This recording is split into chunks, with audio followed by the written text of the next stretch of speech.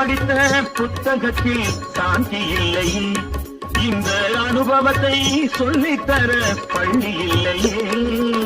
கவிதையிலும் கலைகளிலும் பழக்கமில்லையே, அவர் காதலிக்க நேற்று வரை ஒருத்தி இல்லையே. ஏனம்மா அது ஏனம்மா, ஏனம்மா அது ஏனம்மா, ஏனம்மா